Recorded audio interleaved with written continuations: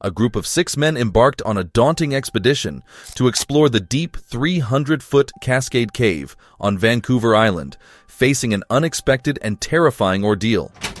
Here's what happened.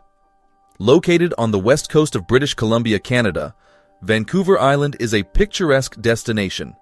It's the site of Victoria, the provincial capital, and stands as the largest and most populous island on the west coast of the Americas. The island boasts a varied climate, offering some of Canada's most temperate weather. January temperatures seldom dip below the freezing mark, while summer can see highs of up to 33 degrees Celsius, 91 Fahrenheit. The island's interior features substantial mountains, akin to those found throughout the Pacific Northwest. This topography results in significant variation in rainfall across the island. The inner regions can receive up to 262 inches, 665.5 centimeters of rain annually, the highest in North America, while the eastern edge, in the mountain's rain shadow, gets as little as 24 inches, 61 centimeters. Notably, most of this precipitation falls in the winter months, with summer rainfall being less than a fifth of the winter totals. This rainy climate is a hallmark of the Pacific Northwest. On December 5, 2015 at 6 o'clock a.m., Jason prepared to leave for a caving adventure. He kissed his wife Caroline goodbye in their dark bedroom. His journey would take him 80 miles, 129 kilometers northwest of Duncan, his home on Vancouver Island, to a cave he planned to explore with 5 friends. As he left his house, he encountered the typical steady winter rain of the Pacific Northwest. Jason was aptly dressed for the wet conditions, both for the journey and the cave exploration.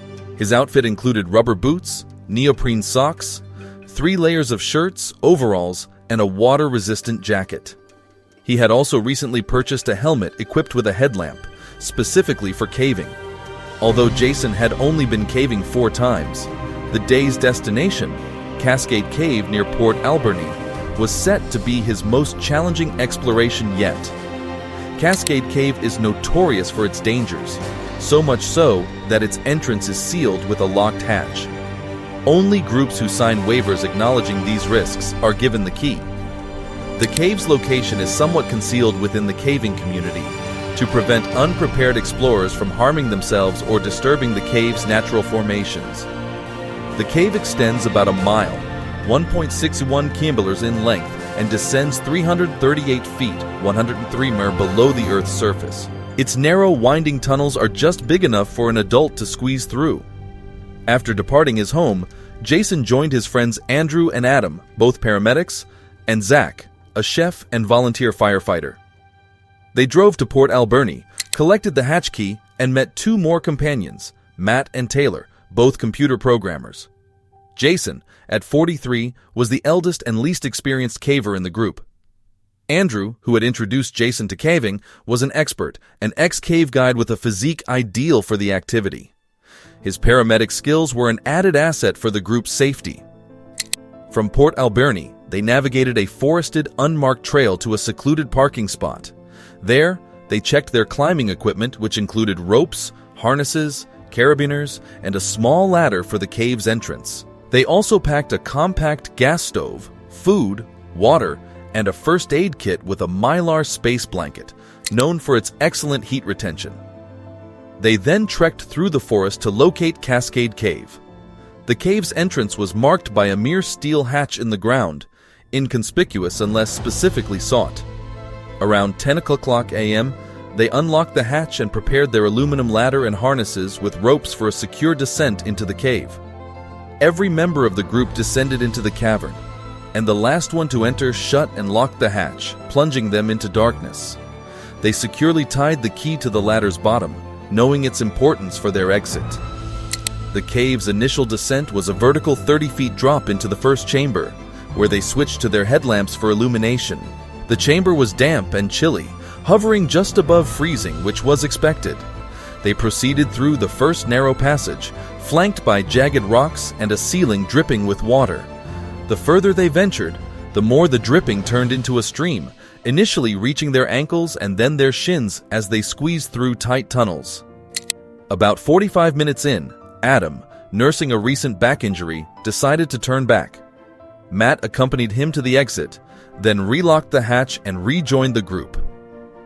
For the next 1.5 hours, they navigated through tight passages, crawling and sliding, never straying more than 100 feet apart, though often out of each other's sight due to the rock formations. Jason, experiencing this unique Vancouver Island cave, was enthralled. Their journey led them to Bastard's Crawl, a steep, downward-sloping passage that required crab walking and bracing against the ceiling to avoid slipping.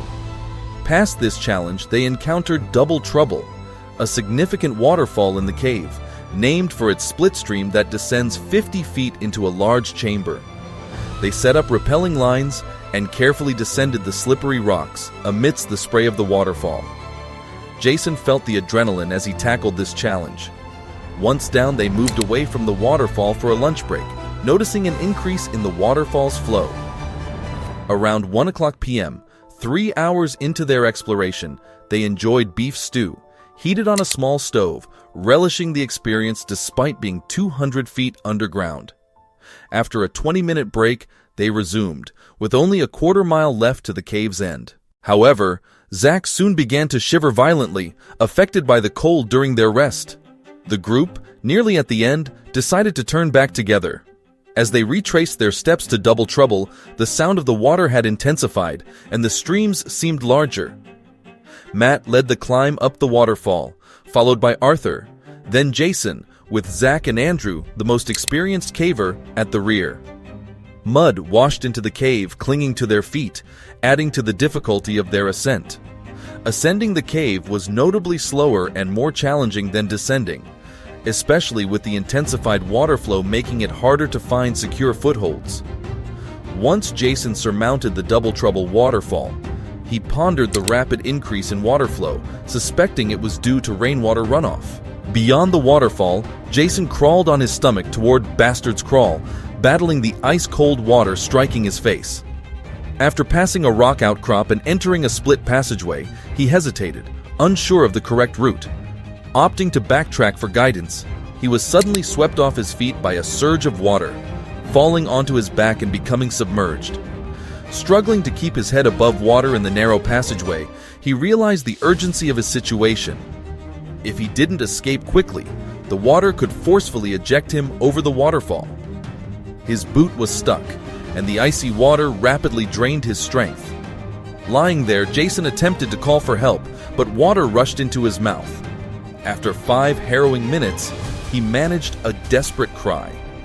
Zach and Andrew, realizing the severity of Jason's predicament, rushed to his aid. Andrew reached him, barely seeing his face above the water, and yelled instructions, trying to extract him. The water's force repeatedly pushed Jason back, but Andrew eventually pulled him free.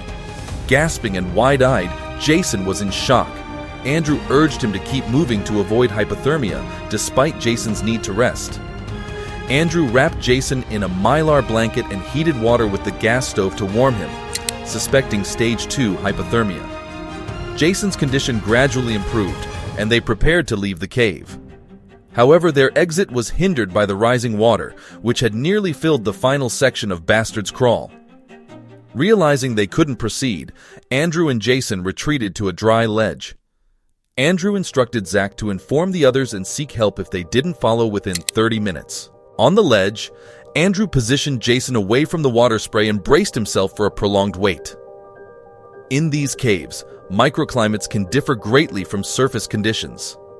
In the cave, the water's rapid flow created a windy condition on their ledge, and the water level rose alarmingly close to where they were sitting. By 6 p.m., Jason and Andrew, 200 feet below the surface, were huddled under a mylar blanket, uncertain if their friends had escaped or if help was on the way. They contemplated the possibility that the cave was completely flooded, blocking their companion's exit, or worse, that their friends hadn't made it out. Unknown to them, their group had emerged and alerted search and rescue by 9 p.m. The rescuers couldn't reach them due to the extreme water levels. Inside, the men turned off their headlamps to save battery, sitting in pitch darkness, anxious about their rescue. As hours passed, the water continued to rise. They couldn't sleep, needing to maintain their balance on the angled ledge to avoid falling into the water. They checked on each other every 20 minutes. At 5 a.m., they noticed the water level dropping. After ensuring safety, they made another exit attempt. After 12 hours in the same position and without sleep, moving again was a challenging task. Crawling and wading through deep water, they eventually saw the rescuers' lights and called out to them. The rescuers, relieved, helped them ascend the ladder to the surface. Andrew's light-hearted greeting to the rescue team marked their successful emergence after nearly 24 hours in the cave. On May 7th the next year, they returned to Cascade Cave to retrieve their equipment and face the cave again. Finding the hatch covered in dirt, they cleared it, noting the drier conditions. The once violent stream was now just a trickle, offering easier and safer passage. This time, their journey through the cave was successful, a stark contrast to their previous experience. Thank you for following this incredible tale of survival and determination. If you've enjoyed this story and are curious about more thrilling adventures, don't forget to subscribe for more captivating narratives and updates on future explorations.